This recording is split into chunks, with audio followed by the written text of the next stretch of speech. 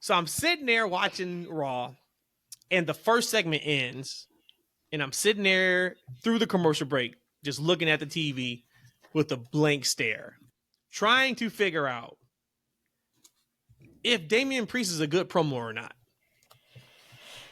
Whew, I knew you was about to touch this. I don't know. Like, I like his delivery.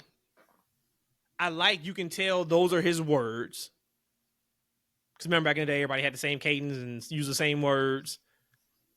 But when he is cutting a promo, it feels awkward. And I don't know if it's a good awkward or if it's a bad awkward.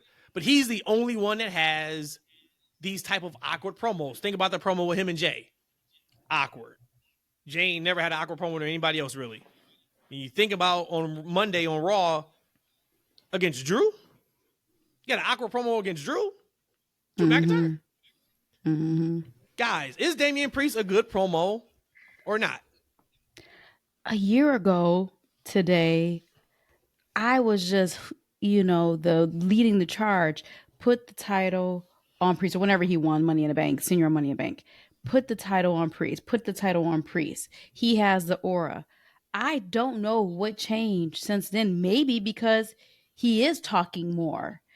Did Rhea really hold the Judgment Day together more than what I thought? I have to agree. It's just something's just not clicking with Damian. And I felt like a year ago, I was ready to argue. I probably did argue with y'all about having Priest winning it soon and who you should take it off of. And now I'm just like, it could also be how he was set up for it.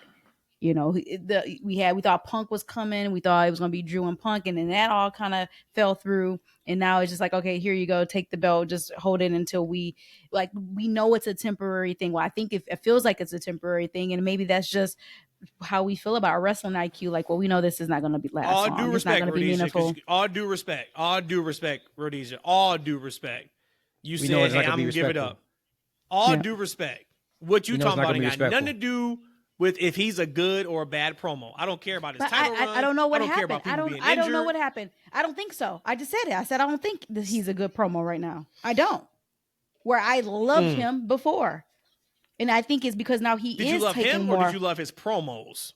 Probably him. And it goes back to like with Carmelo when he was at NXT. Toward the last of his days, we were like, Carmelo needed a mouthpiece. Like when he had to control it, when he was the center of that conversation, it felt off. Now that we know he's up in the main card, that's completely different. But the same kind of feeling I had with Carmelo, he needed somebody to talk for him, or he's the person to be the color in the conversation and not the actual play-by-play. He was better. That's how maybe I felt about Damian. Maybe Rhea was that play-by-play and he filled in as color. And that's what I liked so much about him. But now I don't really give a crap what he's saying out of his mouth. So that would have to make him as not a good promo.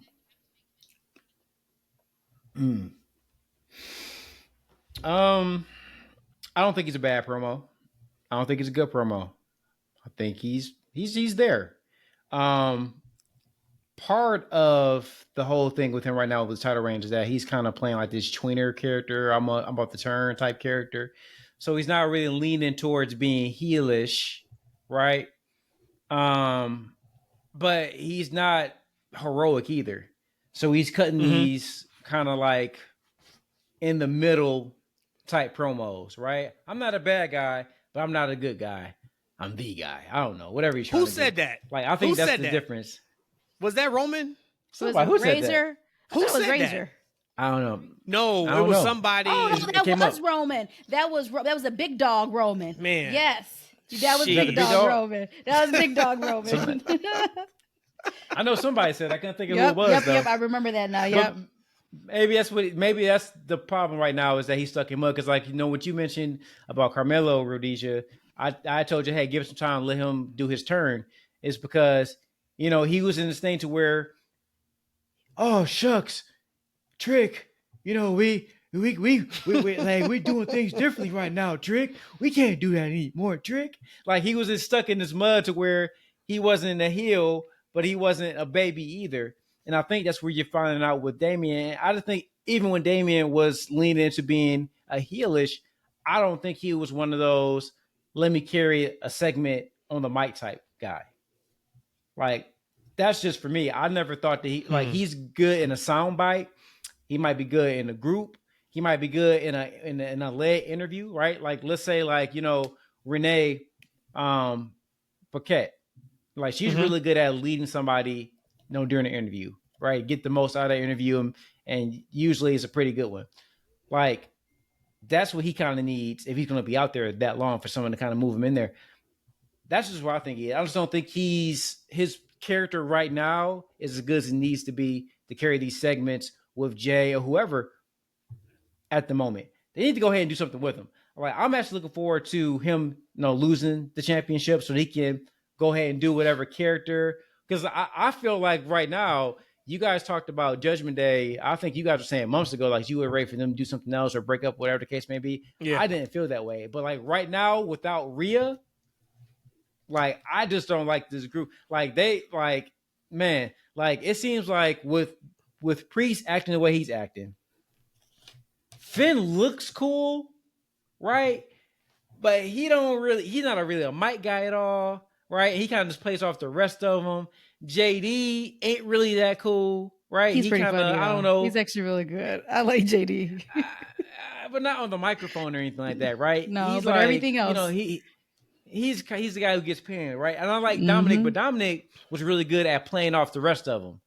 So now you don't have that lead personality right now. So like the group dynamic is just to me right now. And I think Damian's a big part of that.